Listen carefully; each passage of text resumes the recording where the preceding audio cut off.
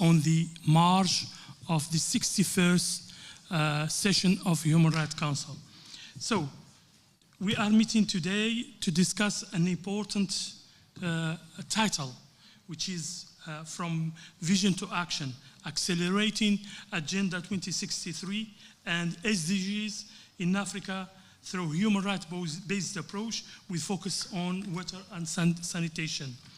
I must acknowledge the presence of Mr. Honorable Siseko Sheikh Lewis, who is the chair of the African Union ECOSOC. With us, Mr. Ayman Okel, the vice chair of the African Union ECOSOC, and the president of MAT for Peace, Development and Human Rights. With us also, Alia Dishono, human rights advocate. We have also with us human rights advocate Zewe Chaplin. Thank you so much for being with us.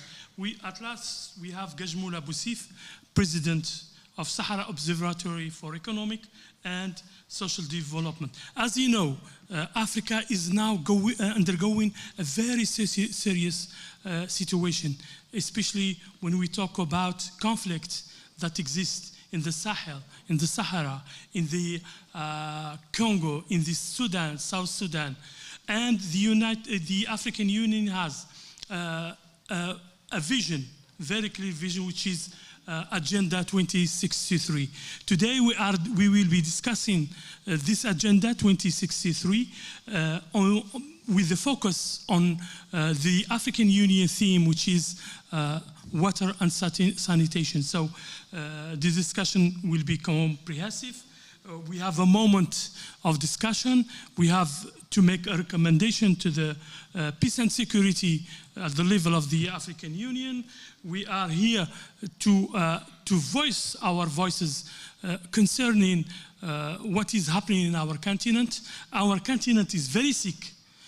It is suffering. We have a lot of conflicts everywhere. We have even debt. We lack of infrastructure. The impact of water. We don't have water. We have a shortage of water, especially in Africa, in Northern Africa, for example, in Morocco, Algeria, Tunisia, there is a shortage of water. We need to make a strategy to conserve water and to also water can be accessed to everybody. We need to implement peace and security. And here we shall call the African Union to include the role of youth and women in solving the conflicts throughout in the African Union on the African continent. So that's why we are here. At first, I will give the floor to Honorable Siseko Lewis Sheikh for keynote speaking. And at this moment, I would like to thank him very much for taking the burden coming from Mali to Casablanca to be here with us only for one day. And tomorrow he's leaving. So we thank you so much for being with us. We thank you for your support. The support of the ECOSOC also, please, can you extend our thanks to the African Union ECOSOC for the support of civil society, especially here in Geneva. And the floor is yours, sir. Thank you very much. It's a pleasure for me to be here with you. Good afternoon, ladies and gentlemen, excellencies. First, on behalf of the African Union Economic, Social and Cultural Council, ECOSOC, I'm honored to address this meeting on the margins of the 61st session of the Human Rights Council.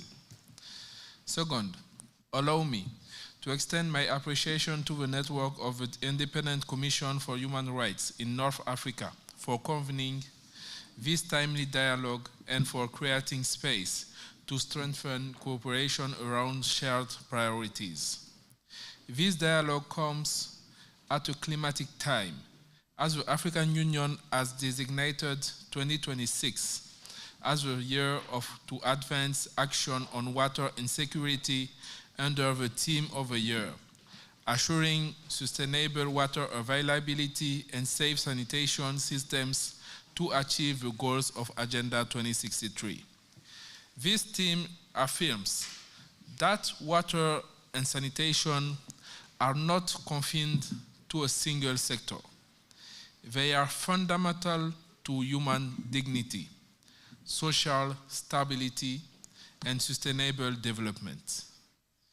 Excellencies, distinguished guests, access to safe water and adequate sanitation remains one of Africa's most pressing development and human rights challenges. According to the World Health Organization and UNICEF Joint Monitoring Program, over 400 million Africans still lack access to safely managed drinking water, and more than 700 million are without basic sanitation services. These deficits directly affect public health outcomes, school attendance, particularly for girls, economic productivity, and environmental sustainability. They also constitute a failure to fully realize the human rights to water and sanitation as recognized by the UN General Assembly in Resolution 64292 and affirmed through subsequent Human Rights Council resolutions.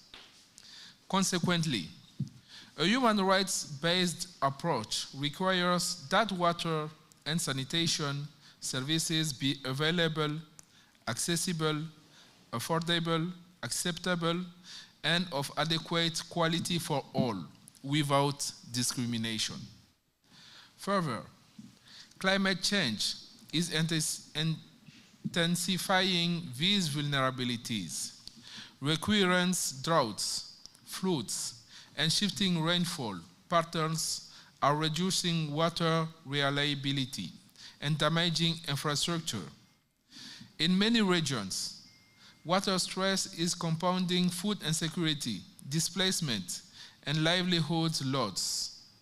As evidence increasingly demonstrates, water insecurity is closely linked to fragility risks where governance systems are weak and inequalities persist. Water governance, therefore, is not only about infrastructure. It is about institutions, equity, and cooperation, particularly in transboundary basins, where effective collaboration strengthens regional stability and shared prosperity. Distinguished guests, the AU theme of the year, assuring sustainable water availability and safe sanitation systems to achieve the goals of Agenda 2063, responds directly to this urgency. It recognizes water and sanitation as cross-cutting enablers for climate resilience, food and nutrition security, human health, and socio-economic development.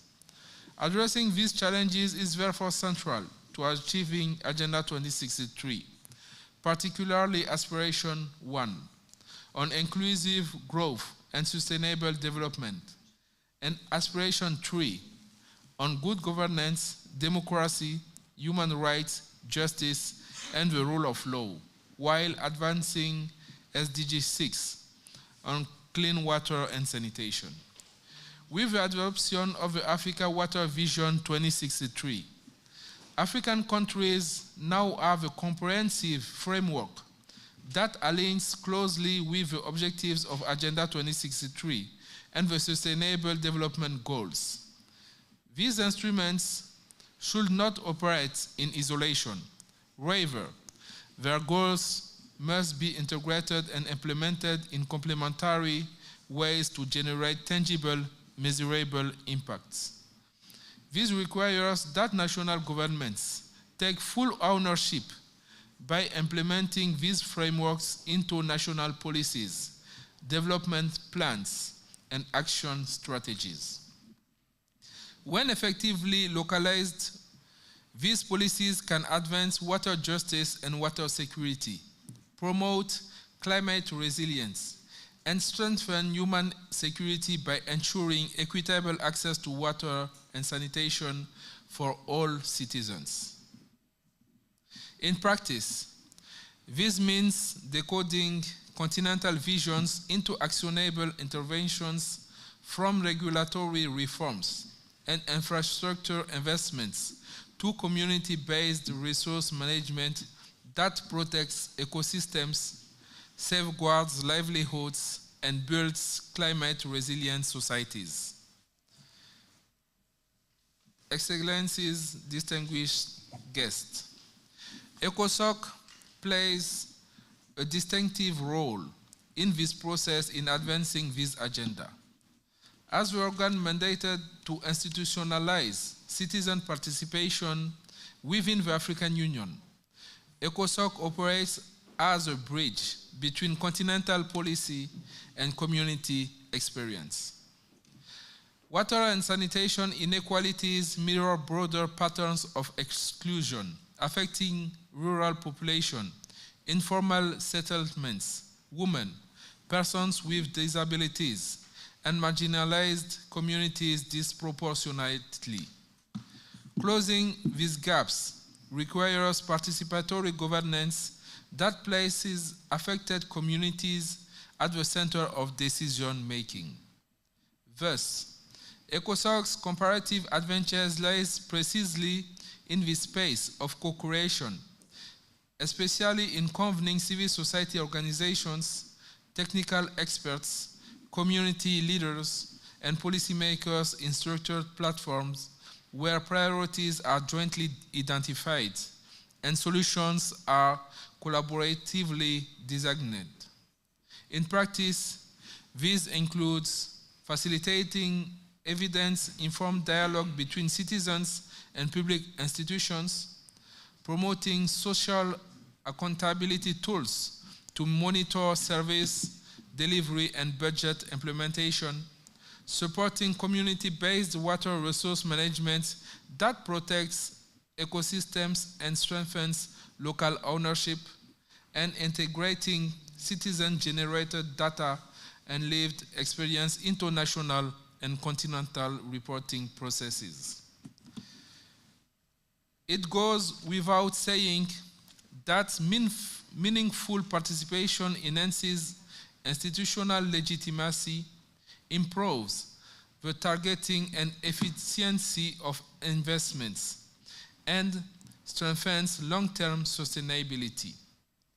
Where communities are actively involved in planning, oversight, and maintenance of water systems, service functionality improves, and accountability mechanisms become more effective. Ladies and gentlemen, allow me to reiterate that continental frameworks achieve impact only when they are operationalized into coordinated action at regional, national, and local levels. Vision must therefore be matched by structured and sustained partnerships. Member states of African Union, regional and international institutions, development partners, and civil society need to work in alignment to ensure that water and sanitation interventions are technically sound, financially viable, socially inclusive, and environmentally responsible. Further, human rights mechanisms, including recommendations arising from the Universal Periodic Review, offer practical accountability tools to assess state performance and reinforce obligations related to the right to water and sanitation. Thus, progress will depend on clear prioritizations, strong policy coherence, reliable data, and shared responsibility among stakeholders to strengthen resilience, reduce inequalities, and deliver measurable development outcomes. As implementation advances, the Africa Water Vision 2063, Agenda 2063, and the Sustainable Development Goals mustn't be pursued in parallel silos. They must be integrated into national planning, budgeting, and monitoring systems to ensure coherence and efficiency. Convenings such as these are therefore essential for exchanging best practices, identifying scalable innovations, and shaping policy recommendations formed in human rights, inclusion, and accountability, thereby reviewing implementation across the continent. Distinguished guests, in closing, water and sanitation are enablers of every development outcome we seek, such as health security, food systems resilience, gender equality, economic growth, and peace. Realizing these rights is a development imperative and a governance obligation. When we center human rights, strengthen institutions, and empower citizens as co-creators of solutions, we can accelerate progress toward the Africa we want, an Africa where access to safe water and dignified sanitation is universal, equitable, and sustainable. I thank you for your attention and wish you productive deliberations. Thank you so much, Honorable Siseko, for this very clear, very rich presentation. You've been talking about the importance of water as a source of life in Africa. You've been also speaking about the Agenda 2063, which is an important element that should be implemented in Africa. You've been also talking about the ECOSOC and the role they are doing for the inclusivity of people of Africa and the promotion, protection of the Africans. So thank you so much for this presentation. Now I move to my brother, the Vice Chair. You have the floor. شكرا أستاذ ناجي.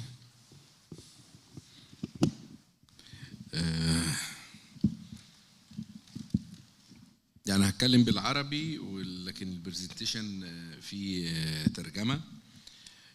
يمكن المفروض ان انا اتكلم عن المية في افريقيا وتحركات الاستدامة واستحقاقات الأنسنة وازاي تبقى مرتبطة بحقوق الإنسان.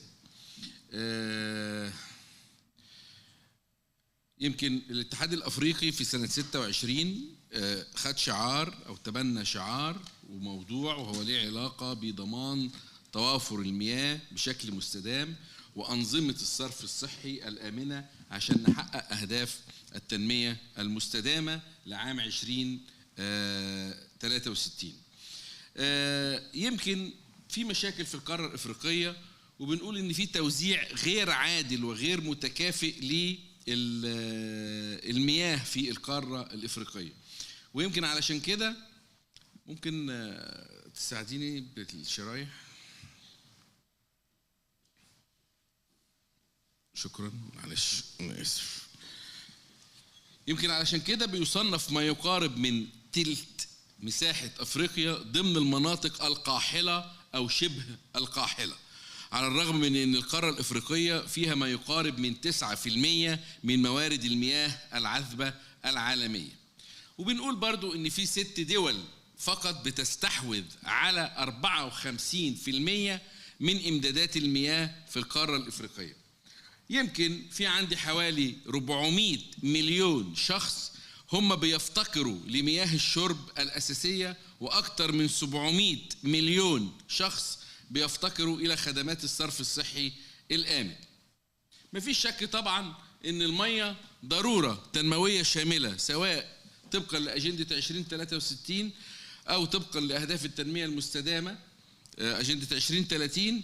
ولكن الاتحاد الأفريقي تبنى هذا العام الدفاع أو شعار المياه.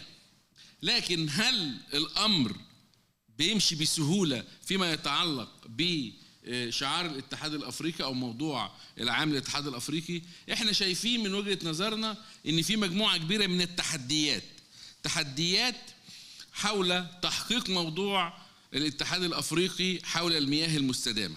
يمكن أول حاجة تزايد الطلب على المياه. الإحصائيات بتقول إن في 400 مليون شخص في القارة الإفريقية ما عندهمش مياه. يتوقع معهد الموارد العالمية أن يرتفع الطلب على المياه في أفريقيا جنوب الصحراء بنسبة 163% في 2050. في تحديات لها علاقة بتغير المناخ.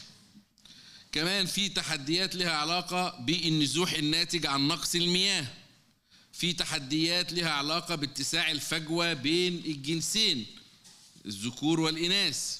في تحديات لها علاقة بالتنمية. الاتحاد الإفريقي بيقول إن دول أفريقيا وجنوب الصحراء بتخسر حوالي 5% من الناتج المحلي الإجمالي سنوياً بسبب ندرة المية. في تحديات لها علاقة بفجوة التمويل والاستثمارات المائية. يمكن أنا عديت التحديات بسرعة لأن هو البرزنتيشن طويل شوية، يعني مش عايز أخد وقت طويل. الجزء الثاني المهم في موضوعنا النهاردة هو الأنسنة، أنسنة المياه العابرة للحدود وضروريتها لإفريقيا.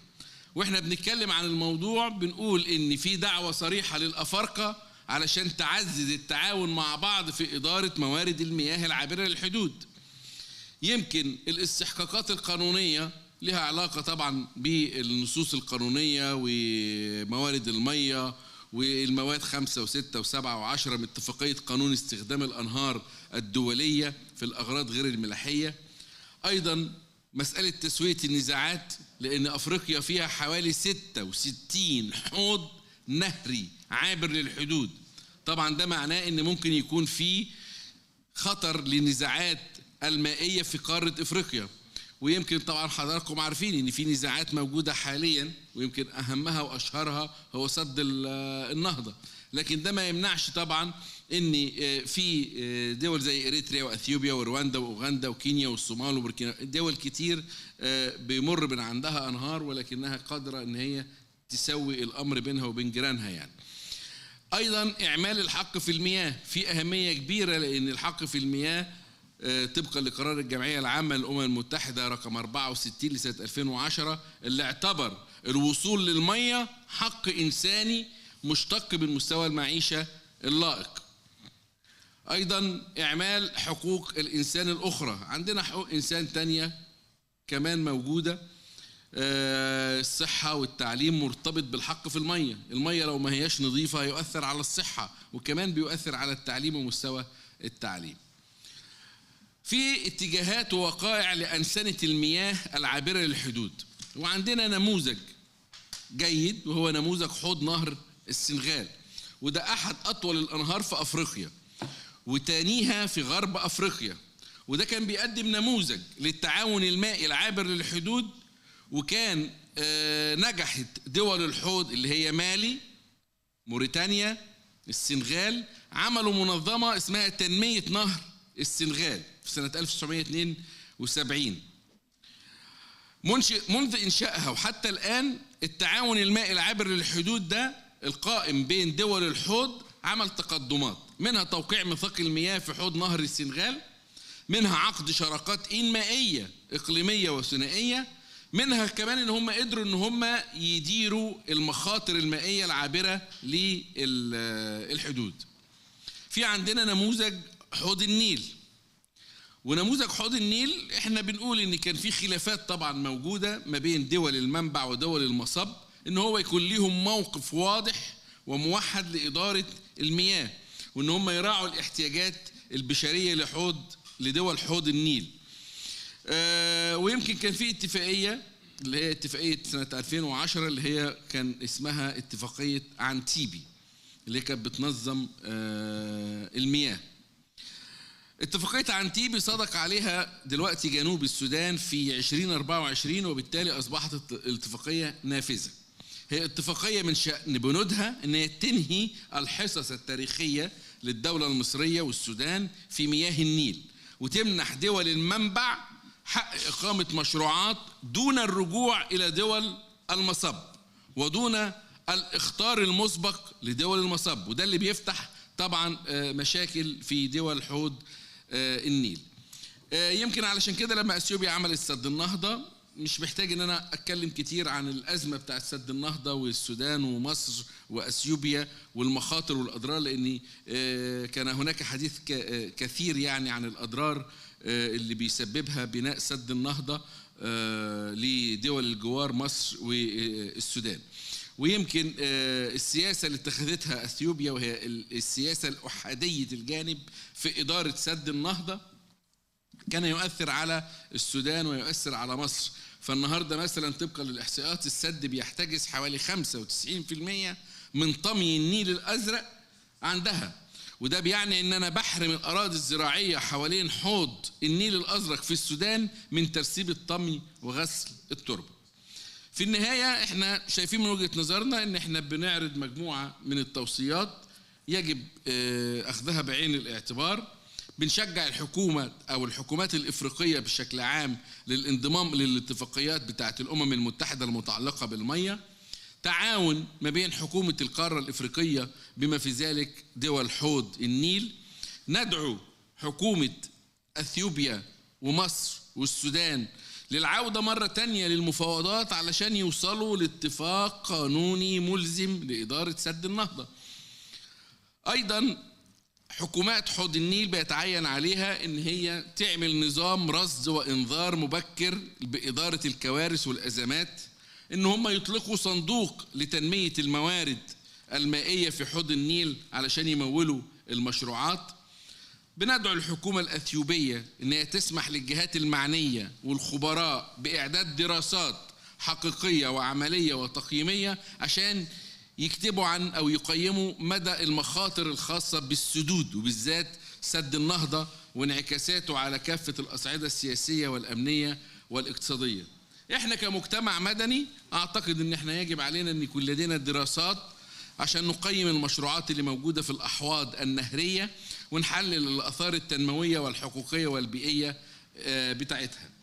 أيضا الجهات المانحة لازم ان هي تعتمد مبدأ سمو الاحتياجات الإنسانية والحيوية كأساس لدعم وتمويل المشروعات في أحواض المياه العابرة للحدود في قارة إفريقيا. آسف لو كنت طولت على حضراتكم. البرزنتيشن فيه معلومات كتيرة، أي حد محتاج البرزنتيشن عربي أو إنجليزي هو موجود معانا، نقدر نديهوله على فلاشة، وموجود برضو مع النادي الصحفي ممكن تاخدوه منه. شكرا لحضراتكم. Thank you so much, Mr. Ayman, for this overview on the water in Africa. You've been giving us an overview of the situation and the challenges facing water in Africa. You said, and this it is true, the respect of access to water by African people is a respect of human rights, because it is a human rights issue. You have given us a best practice of water conservation, the one you have mentioned from Senegal, and it is good practice. You also talk about the Nile River, and the challenges facing. How can we benefit from this water, especially those neighboring countries of the Nile. So thank you again for this presentation. Now I will move to the perspective from youth, and we have here with us 3 panelists representing youth, and I will give Alia Deshuno, which is a human rights advocate. Thank you. Thank you, Mr. Neji. Okay. Do you hear me? Alors, merci encore une fois pour la parole. Chers collègues, je vais vous parler aujourd'hui de l'agenda 2063 sur l'Afrique que nous voulons par l'Union africaine. Et je voudrais commencer par dire que l'agenda 2063 constitue bien plus qu'un cadre stratégique.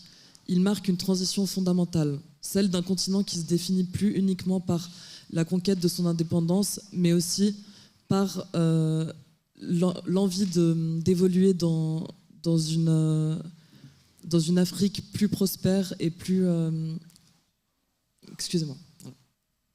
Je vais reprendre. Donc l'adoption de l'agenda 2063 repose sur cette aspiration qui incarne une vision collective d'une Afrique intégrée, prospère et pacifique, fondée sur la dignité humaine, la justice sociale et le développement inclusif. Au cœur de ces aspirations se trouve une conviction essentielle. Les jeunes ne sont pas de simples bénéficiaires du développement, mais ses principaux moteurs. L'aspiration 6 le rappelle clairement. Le développement de l'Afrique doit être porté par ses peuples et en particulier par les jeunes et par les femmes. Il ne peut donc y avoir de transformation durable sans leur participation réelle et significative. Je souhaite aborder cette thématique à travers 3 perspectives principales.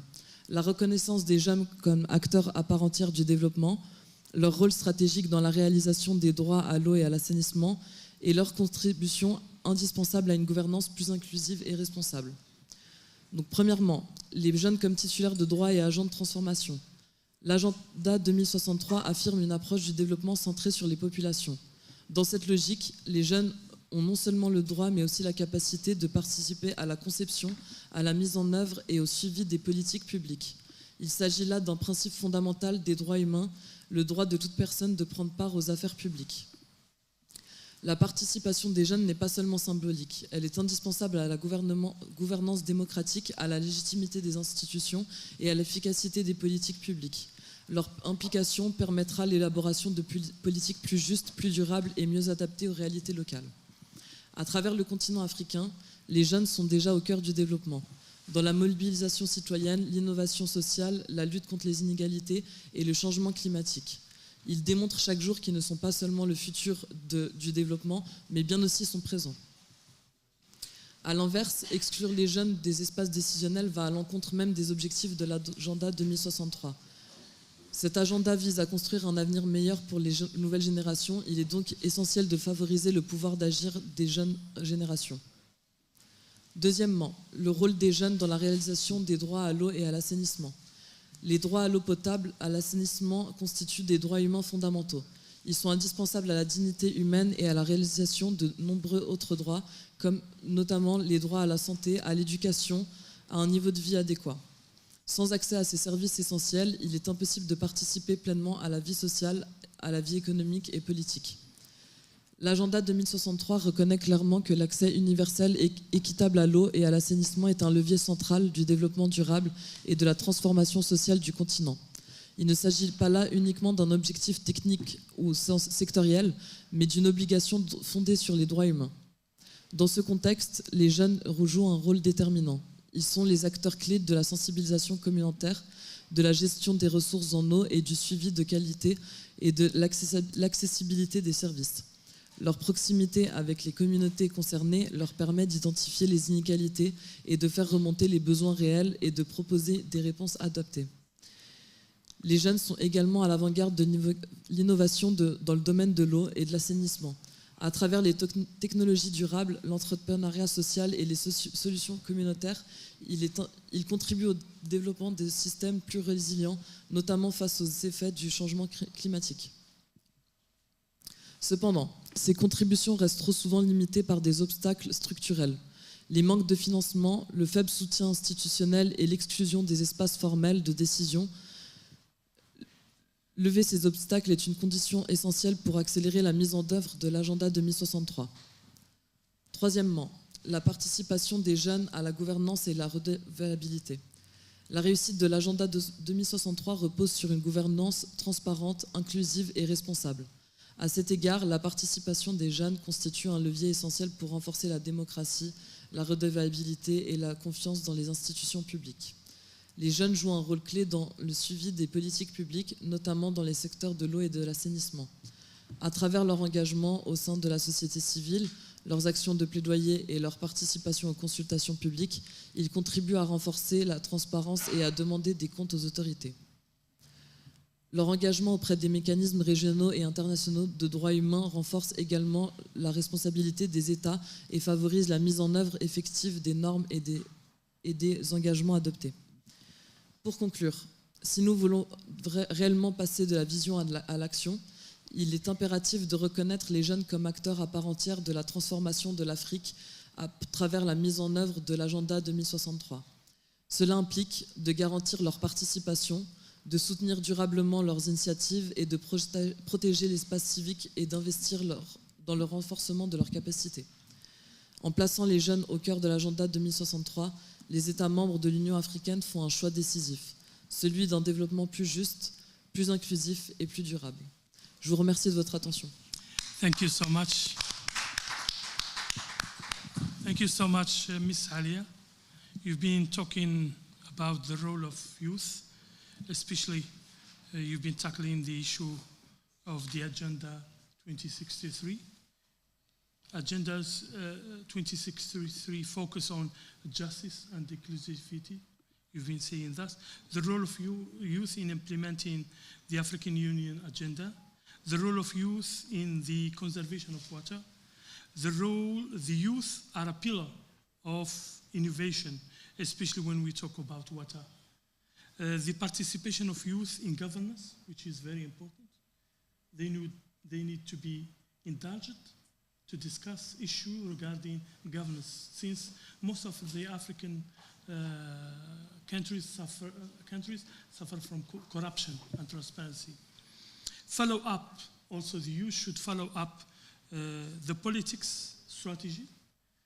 Youth interacting also, which is, you mentioned it at the last, you should interact with the international mechanism, especially the human rights mechanism. Thank you again. And now I give the floor to Miss Zoe Chaplin. Thank you. Thank you for giving me the floor. Esteemed guests, thank you for being here today.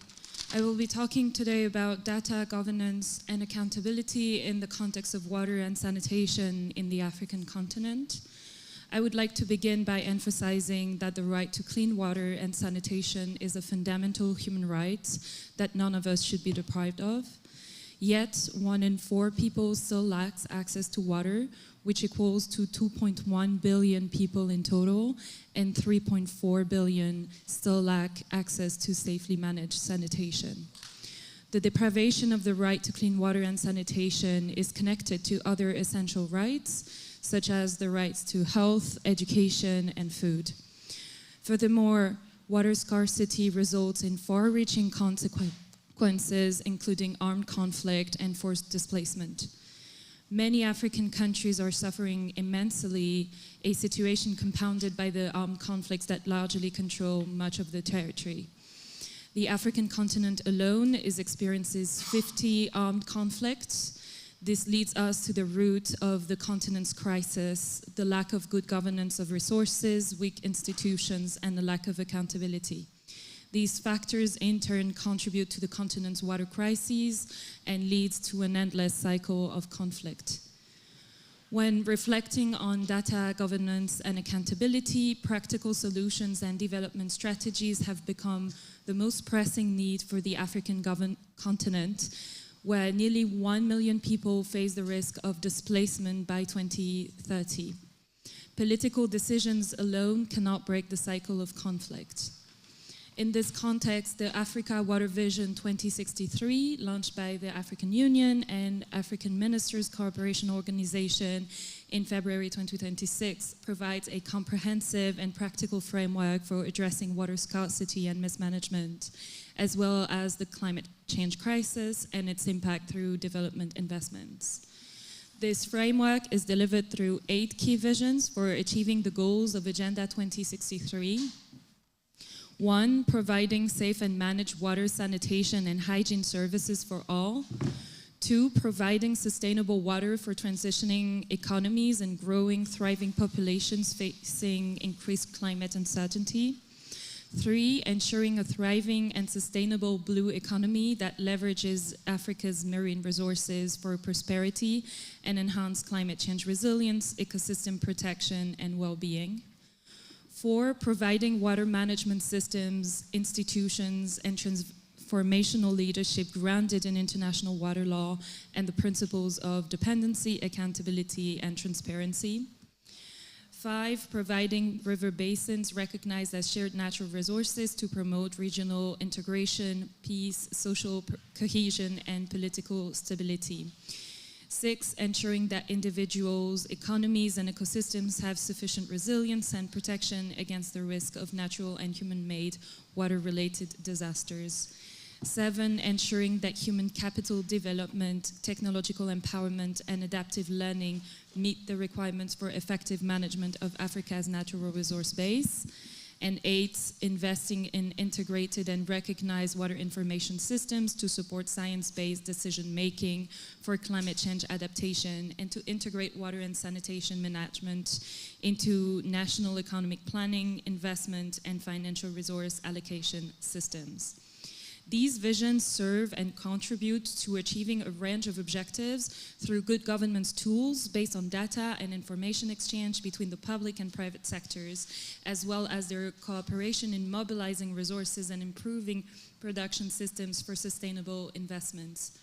These visions also revolve around a key objective, which is the integrated management of water resources through policy and regulatory frameworks that govern the optimal use of fresh water and marine resources while changing production practices to reduce the risk of water pollutions, but also to enhance water security. All of this is essentially intertwined with strengthening investment in institutions and implementing digital systems that enhance information systems and help improve water use efficiency, thereby promoting, in turn, the blue economy. This integrated vision offers a solution to the cycle of conflicts plaguing the African continent, many of which stem from conflict over resources. Accountability and transparency are central to the success of such visions, as they ensure commitment from stakeholders and the ability to evaluate and improve performance and correct course to mitigate risks. This requires a participatory approach between national and international mechanisms. In this context, I must highlight the vital role played by international human rights mechanisms in promoting the exchange of ideas and visions related to improving the human rights situation, especially accountability for progress achieved. I refer specifically to the Universal Periodic Review mechanism and the role it can play in promoting the implementation of Africa's water vision by reviewing the human rights record of countries, including highlighting the achievements of states in promoting human rights on their land and the right of water to water.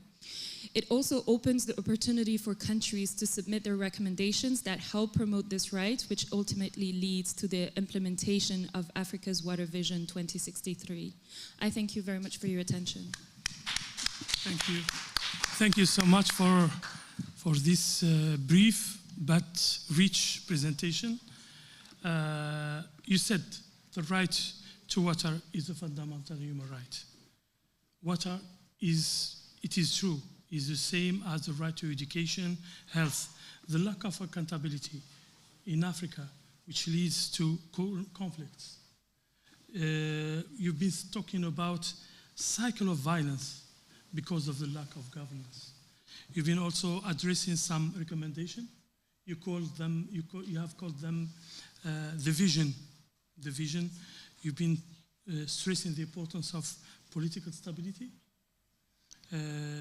human capital, which is very important, especially youth, in overcoming the blockage to access to water. You've been also mentioning a very important mechanism, which is UPR. We can ask through UPR, we can ask states about their achievements regarding the access to water. And this is very important. We encourage organization and the individual to interact with during the examination and the review of their countries during the UPR mechanism. Now I move to Gajmoula Boussif, our last speaker. Gajmoula, you have the floor.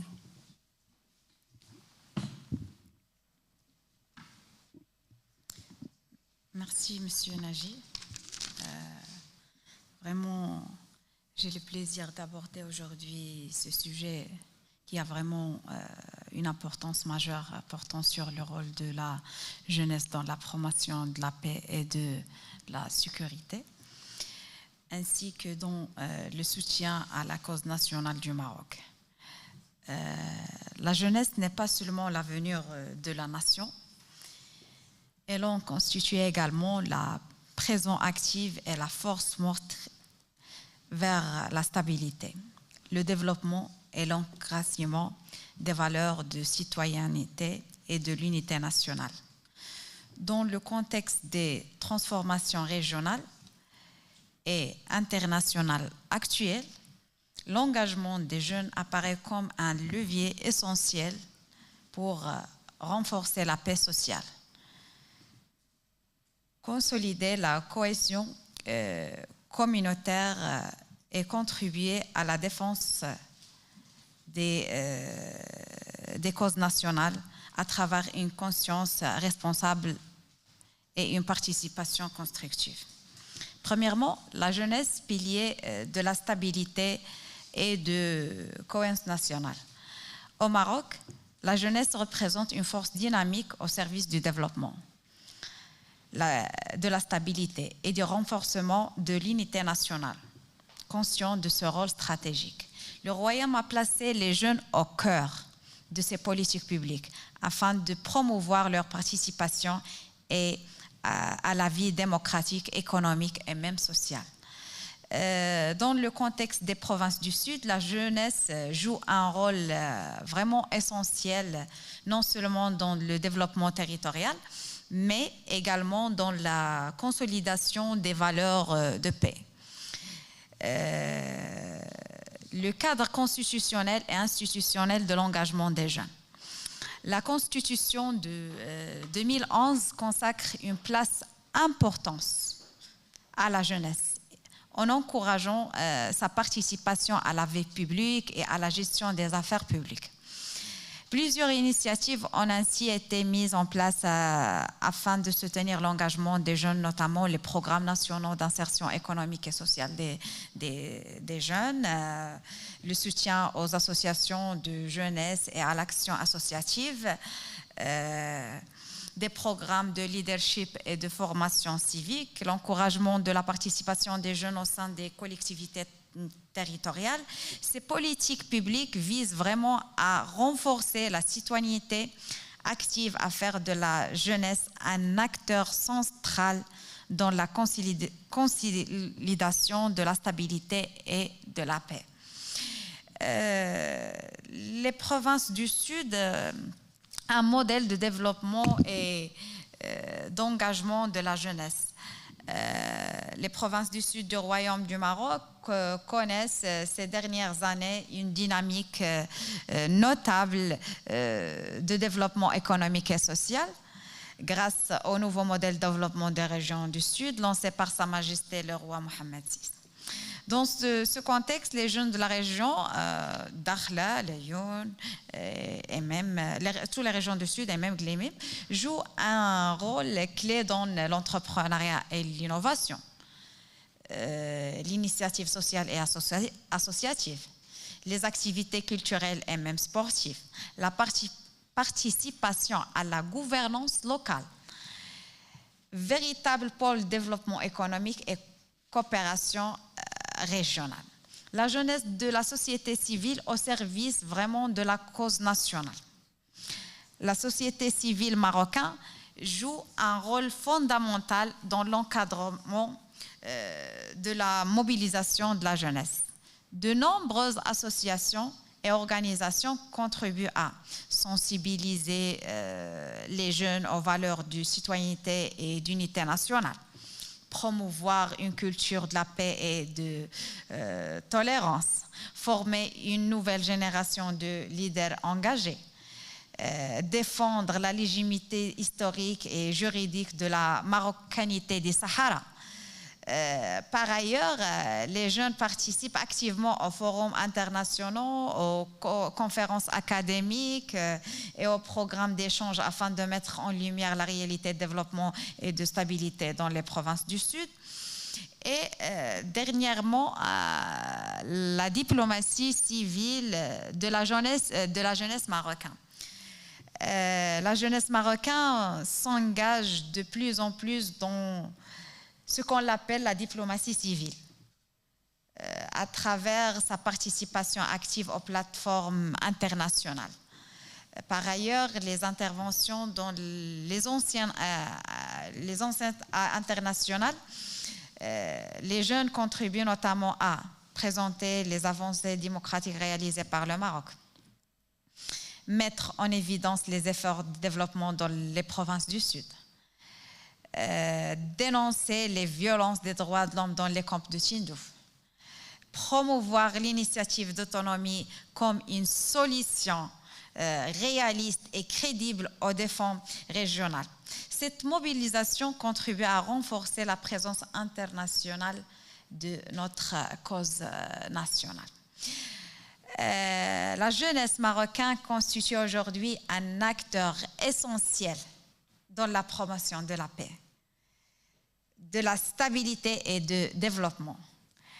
Dans les provinces du Sud, en particulier, l'engagement des jeunes de la société civile contribue à consolider les fondements démocratiques, à soutenir les dynamiques de développement et même à renforcer la cause nationale du Maroc au niveau national et international.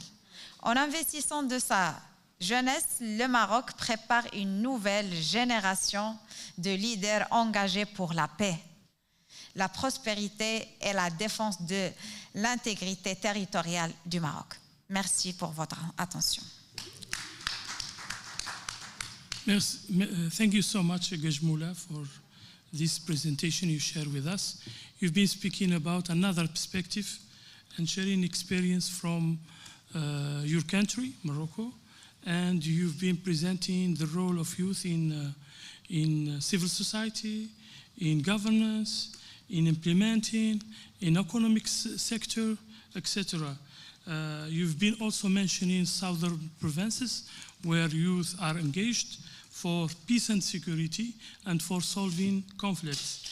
You've been also talking about development plan in the southern provinces, which is crucial and important for population in the southern provinces. You said southern provinces are tolerant, youth in southern provinces are tolerant, open, accepting the other. In brief, you've been focusing on that youth are a very good element for the improvement of life, improvement of the condition of life in the southern provinces. And I thank you so much.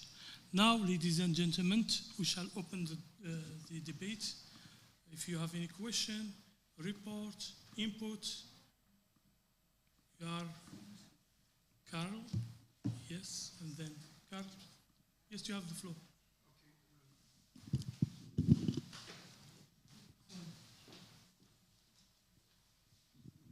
Okay, thank you very much. My name is Carl Bjertness. I have a company called CIDH AFRICA, which stands for Social Entrepreneurship and Enterprise Development Strategies. I see that this program is from vision to action, and I think that action, for example, on water is fundamental. The World Bank some time back came out and said that Africa needs to create at least 1 billion new jobs by 2063. I think that is feasible, especially that from my point of view, if Africa doesn't take the lead over the next few years, there will be no life left on this earth by the end of the century. When we're talking about unviolated arable land, 60% of the good land in the world is in Africa. To grow vegetables, to grow anything, that's the biggest use of water that exists. So we have to look at how to do it in a constructive way, and I think that with sanitation we have to talk about circular economy, reusing whatever we waste. Because today there is very little in sanitation, very little circular economy on reusing our wastewater. So I can go on for a long time on this, I'll leave it at that. But I think we should think about how are we going to bring this idea of vision to action into workshops on specific technologies that are available today. Thank you. Thank you so much, Mr. The young man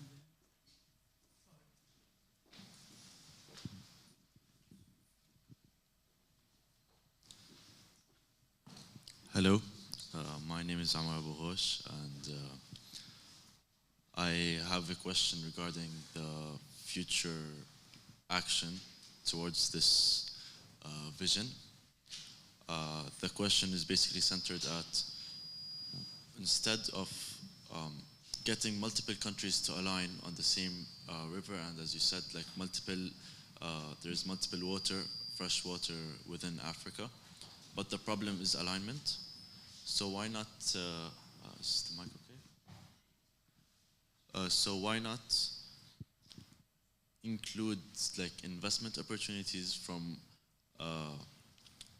foreign investors to basically create distillation plants like Jordan did and other Middle Eastern countries did, which they barely have any fresh water. So what they did is they got foreign investors to come distillate the water, and basically got just the investments and no longer rely on any rivers, just as long as there's an ocean. And most African countries are surrounded by an ocean, so each one having its own distillation plant would certainly help a long way.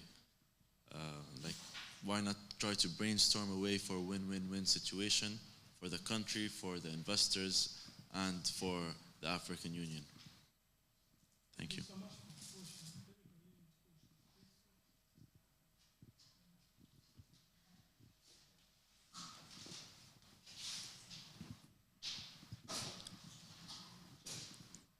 Thank you, Your Excellencies, ladies and gentlemen. My name is Barrister Joel Joseph.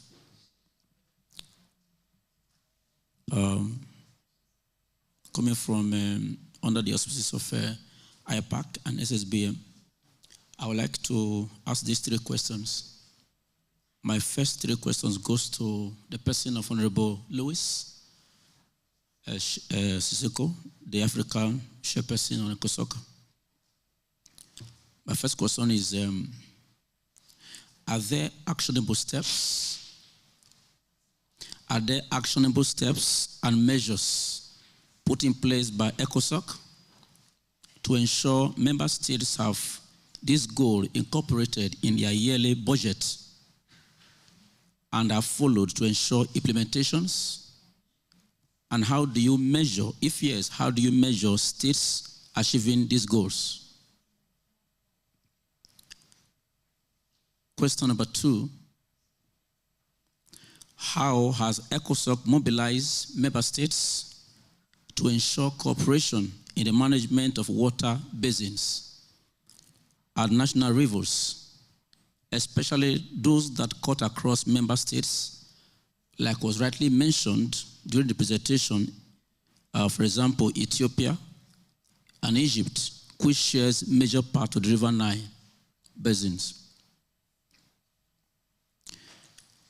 My third question is, has ECOSOC taken steps or create a platform to engage the inter-parliamentary sessions of the Africa parliamentarians for the purpose of ensuring effective policies that promote SDG goals agenda, SDG agenda 6,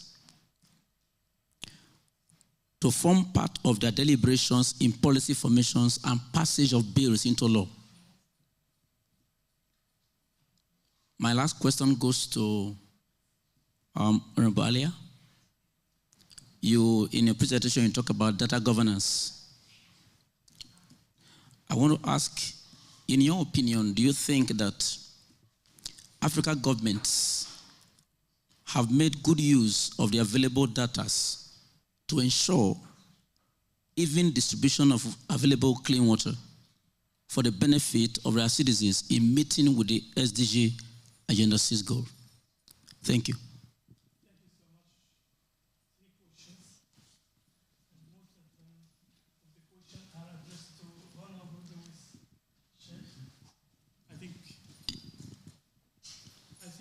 they want to benefit from your presence here.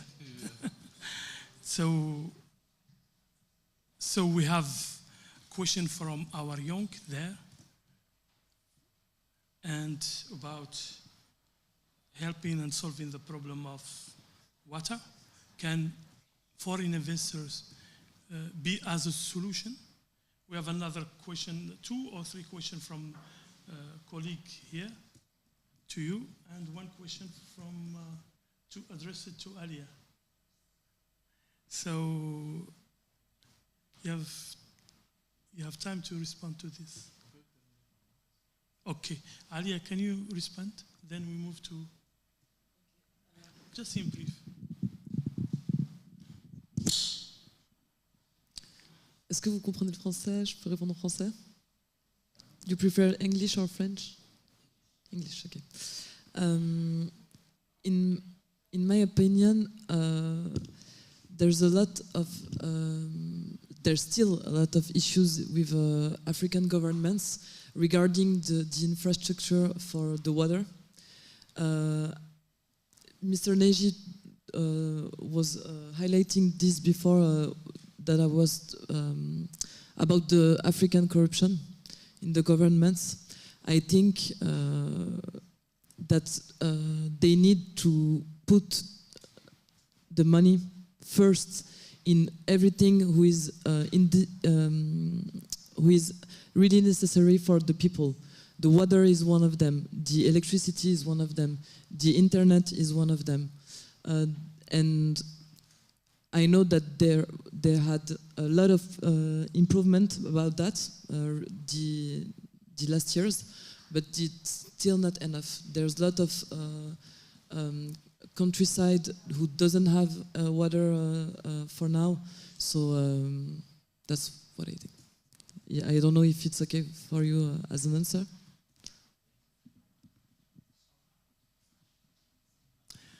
Thank you so much. So for this clarification, effectively, youth are playing a very good role in conserving and showing the importance of water. Water is important, water is life, and that's why we have organized this side event. You know, the theme of the African Union is water this year, 2026. So they will discuss water because there are a lot of challenges regarding this issue. So that is why we have organized this, and I have noted all the recommendation, the question, and also I will get the participant presentation, so we can make later on a comprehensive report about water and sanitation. Are you ready, sir? Yes, you have the floor. Okay. Since most of the questions are... Thank you very much for your questions. For our first questions, yes, there are several mechanisms exist at both of the African Union and international levels to monitor the commitment made by member states. At the continental level of Africa, we have member states are expected to integrate the priorities of Agenda 2063 and the SDGs into their national development plans and sectoral strategies, including water and sanitation engagement. In addition, there are a number of monitoring and accountability mechanisms, including you have voluntary national reviews on the SDGs presented at the United Nations by every member states of United Nations. We have also the continental review process, such as the African Peer Review Mechanism, APRM, and we have sector-specific reporting frameworks within the African Union. For your second question, I think it's how can we ensure the effective implementation of these commitments by states. So I think the first aspect is the national ownership. Commitments made at the continental and international level must be translated into concrete public policies, national strategies, and budget allocations. Secondly, we have transparency and accountability. This requires clear indicators, regular monitoring mechanisms, and accessible data that allow progress to be measured. Third, and it's where we play a central role, is the citizen and civil society participation in these monitoring systems.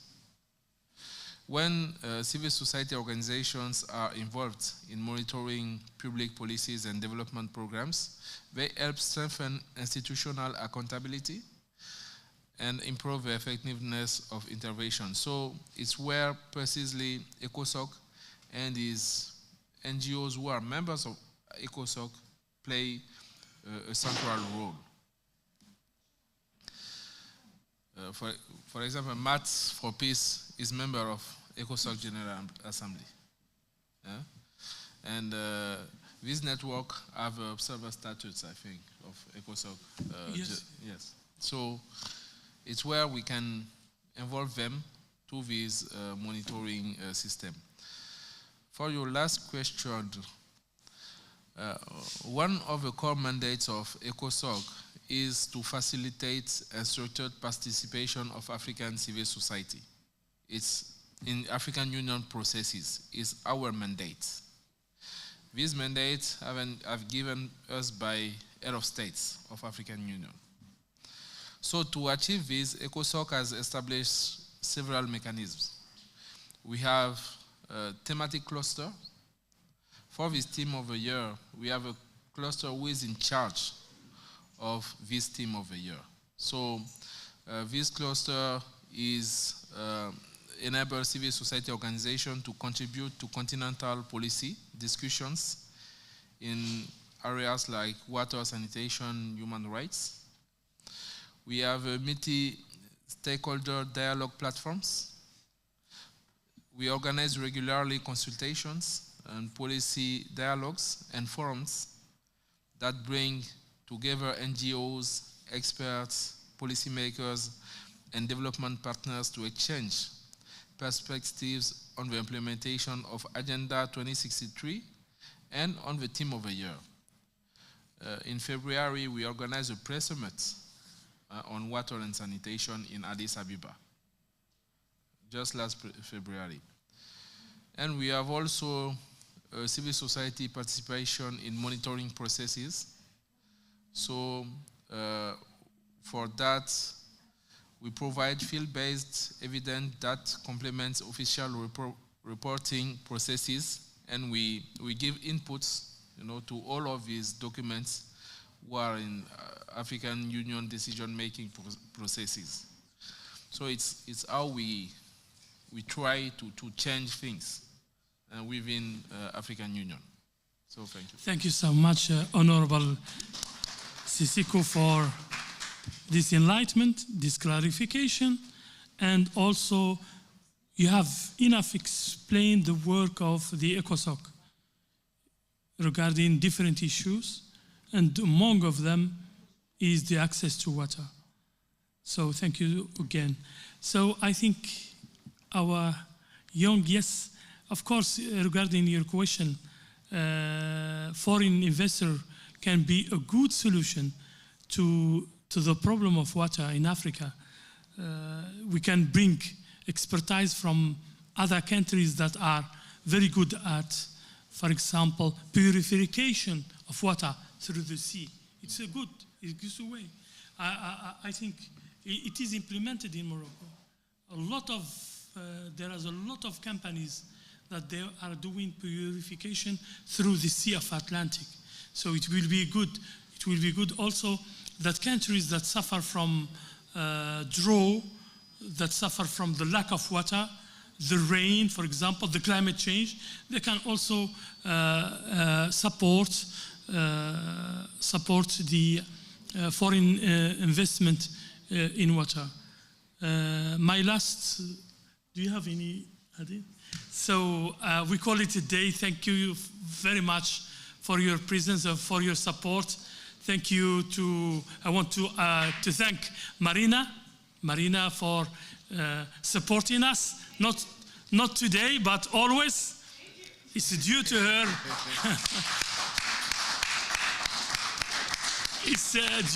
It's due to Marina that we have presence here, we have people participated here, and it's not an easy task, especially in Geneva. I would like also to thank Mirna Shalish for helping us, and we see you next time. Thank you so much.